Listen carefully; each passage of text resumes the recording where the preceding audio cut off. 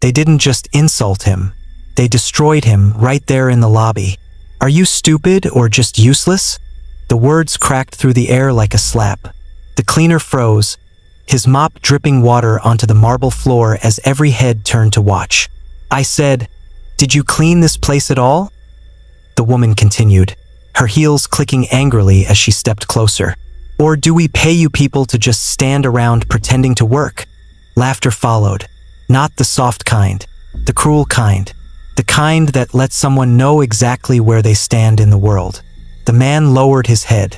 "I'm sorry, ma'am," he said quietly. "I'll clean it again." His name tag read Daniel Harris. To everyone watching, he was nothing more than the cleaner who had dared to exist in the same space as executives earning 6 and 7 figures.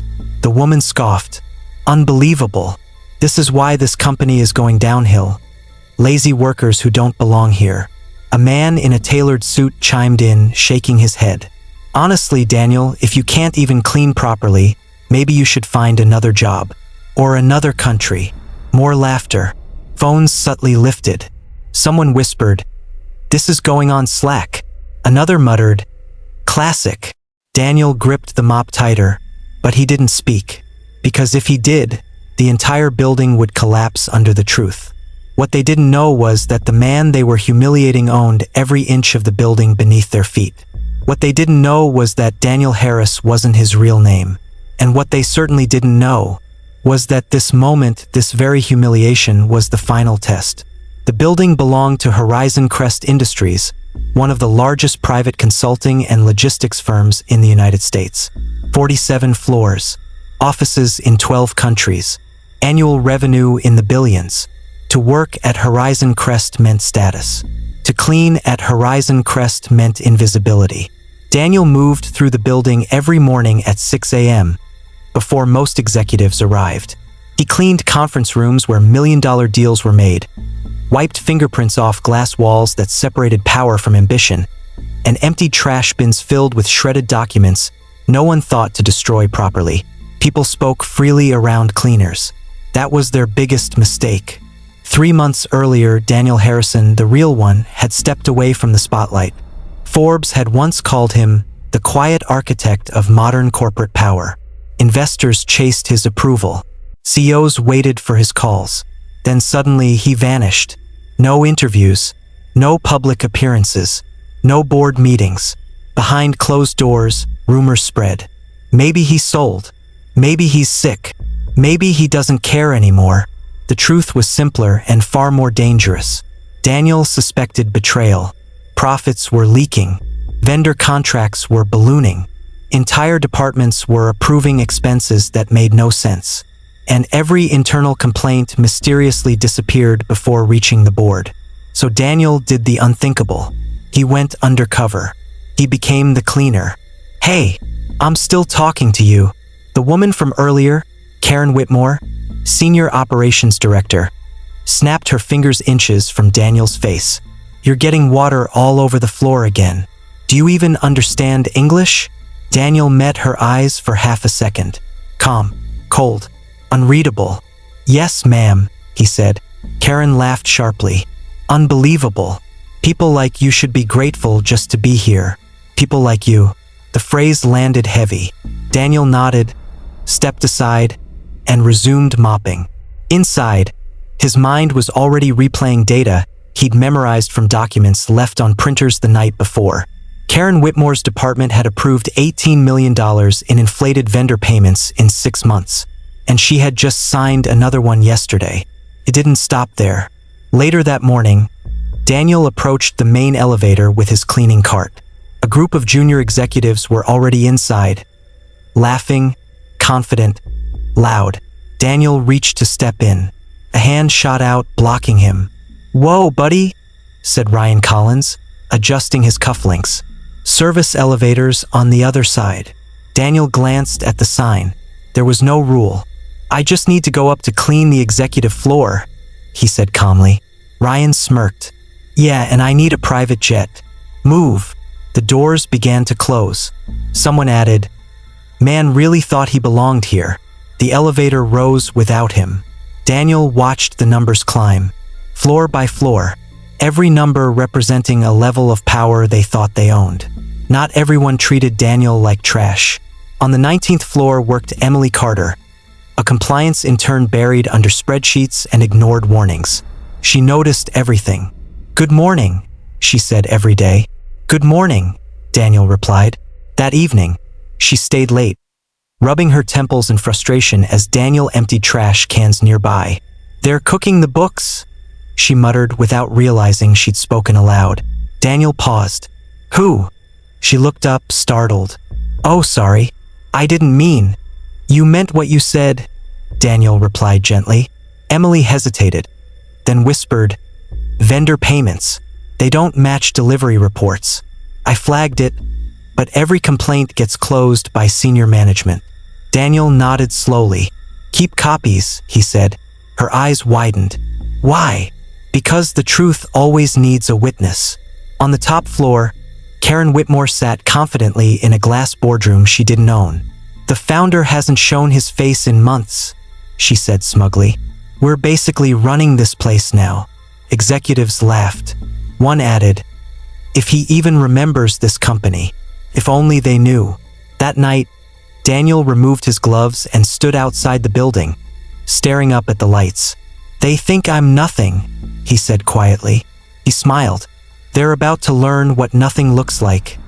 When everything is taken from them." The internal audit was already scheduled. Files were already copied. Witnesses were already in place. And the cleaner they mocked? He was about to walk into the boardroom, not with a mop, but as the man who owned their careers. The email hit inboxes at exactly 8 a.m. No warning, no build-up, no soft language. Subject: immediate internal audit, mandatory cooperation required. By 8:01, the building was buzzing. By 8:05, panic had begun to crawl through the halls of Horizon Crest Industries. And by 8:10, Karen Whitmore was standing in her office, rereading the email for the 5th time, her confident smile finally cracking. "This has to be a mistake," she muttered. The message was signed by the office of the majority shareholder, the same shareholder no one had seen in months.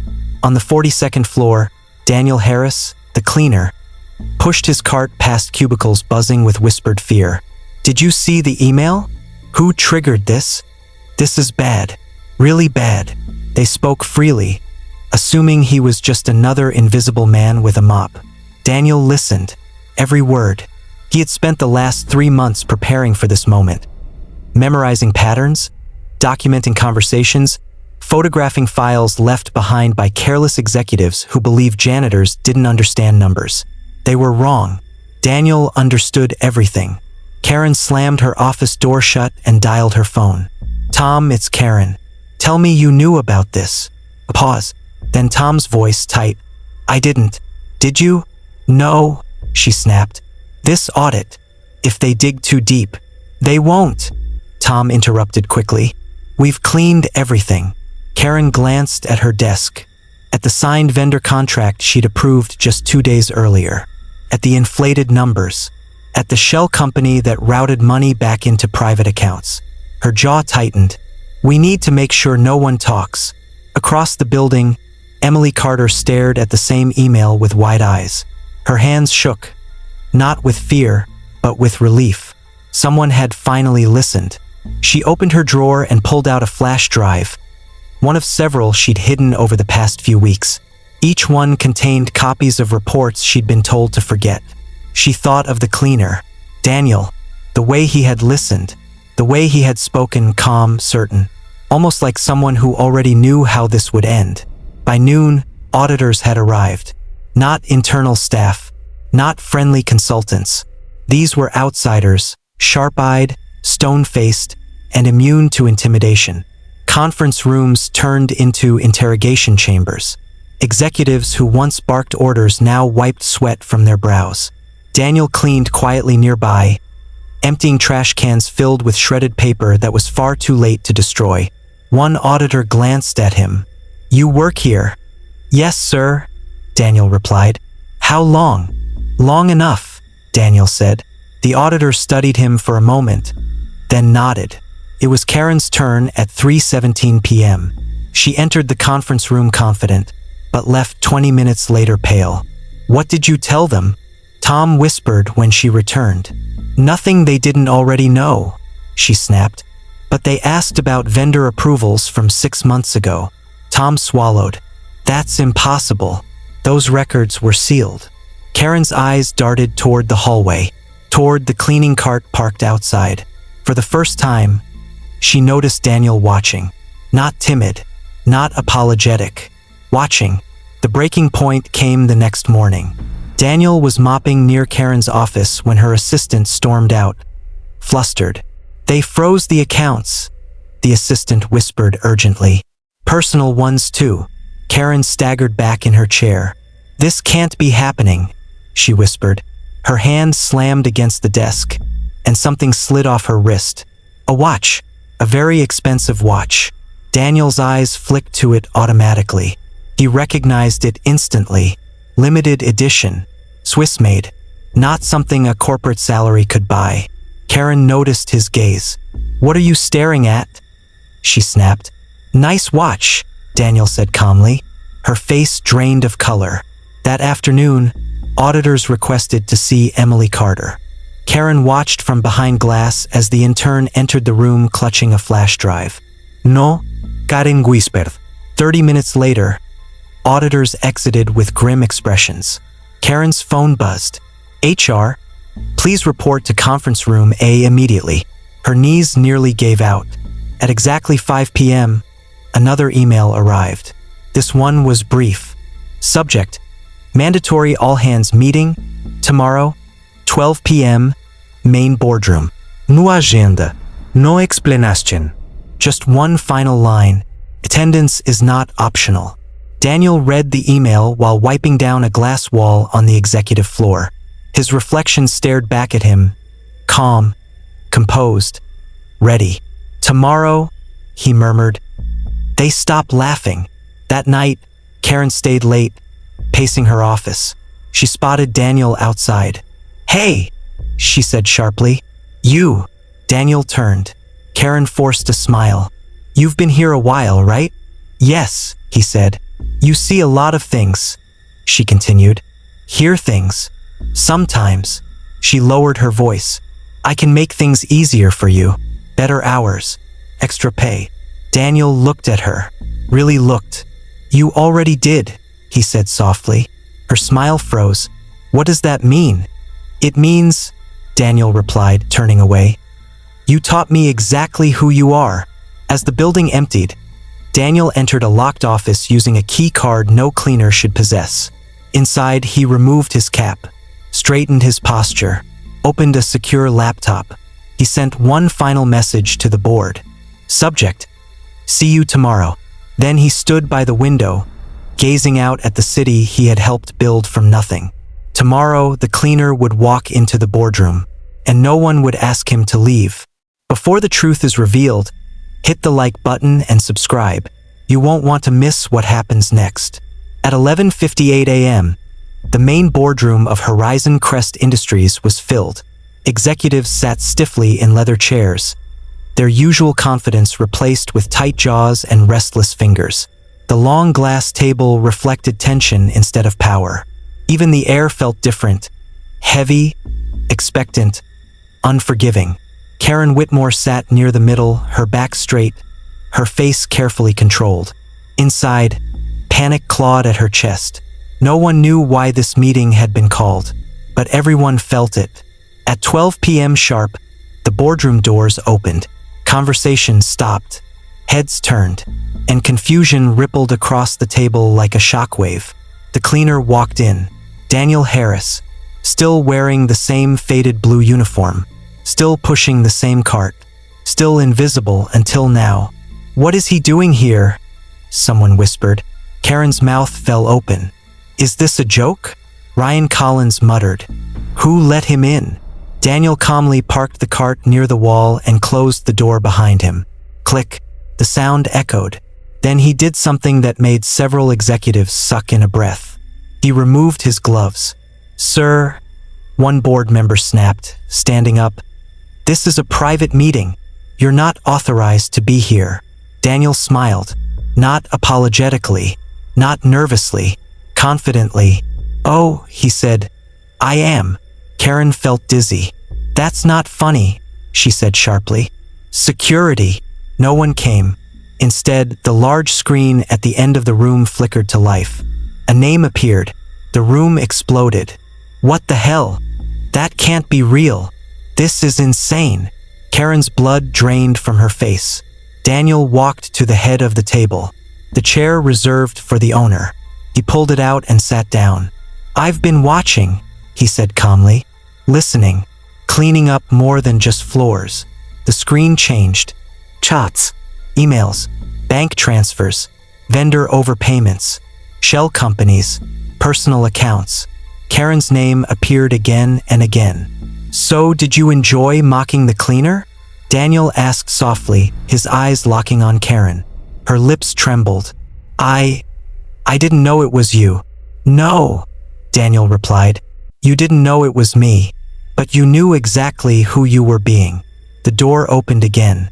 Emily Carter entered, holding a folder. Daniel nodded at her. "Thank you for your courage." She swallowed hard and spoke. "I tried to report it, over and over, but they shut me down." Karen jumped up. "She's lying." Daniel didn't even look at her. "Sit down." Karen froze and sat. Effective immediately, Daniel continued. "Karen Whitmore is terminated. Her assets are frozen pending investigation." Karen's legs gave out as security finally arrived. As she was escorted out, she screamed, "You humiliated me." Daniel's voice was calm. "No, you humiliated yourself. I just turned on the lights." Daniel stood, straightened his jacket. No longer a cleaner's uniform, but a tailored suit revealed beneath. Gasps filled the room. "Let this be clear," he said. "This company was built on integrity. Anyone who forgets that will answer to me." He turned to Emily. "You're promoted to compliance director." Her eyes filled with tears. "Thank you," she whispered. By evening, the news had spread. Executives whispered. Staff stared. The cleaner had been the owner all along. Daniel walked through the lobby one last time in his old uniform, then left it folded neatly on the desk. Outside, the city lights glittered. He looked back once. "Never judge someone by the job they do," he said quietly. "You never know who owns the building."